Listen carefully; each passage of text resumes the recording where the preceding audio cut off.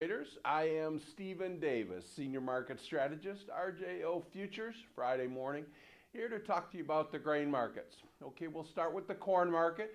The bulk of this corn harvest lies ahead here.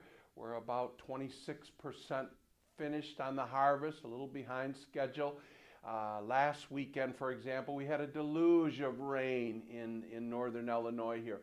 I live 20 miles southwest in a beautiful suburb, and my backyard was a lake last weekend. Saturday, 5 inches of rain reported falling. So we're drying out a little bit, harvest moving along here. So remember, I always say when corn harvest gets 50% complete, a lot of times that's a green light. The market will go on and try to rally here. So U.S. farmers seem to be storing corn, and the soybean is the one that they're selling off of the field going forward here. Our first chart of the day is the corn chart. You can see in very good support. We're a sideways market in corn, waiting for something to happen. Again, I think exports are the key. We had good export sales in corn yesterday, good in wheat yesterday too, and we'll talk about that in a minute's time. I think it's really, really important, for example, that we keep selling U.S. corn to Mexico. Very big customer down there, our neighbor to the south, and let's just hope that this continues. We got a lot of corn to sell, and we need to sell it to everyone in the world. Okay, the soybean market. I think the key in the soybean market here is soybean meal. And what I'm looking for is a contango in soybean meal. You don't really see that right now. Contango is where the front months are higher than the back months.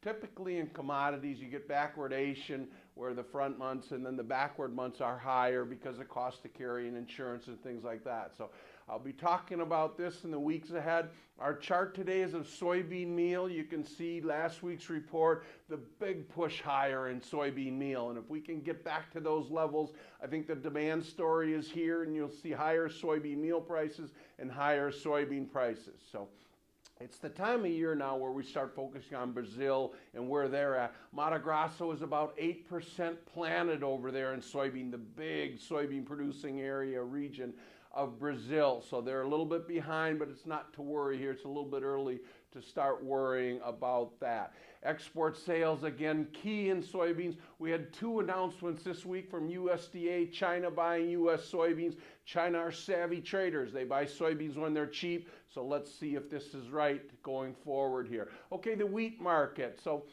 Kansas, remember a couple weeks ago I mentioned Kansas farmers used to grow wheat to sell to Russia in that part of the world. Now Russia's the lowest wheat producer in the world today. So Kansas really off to a slow start here in winter wheat sowings. I don't know if it means something or what's going to go on here.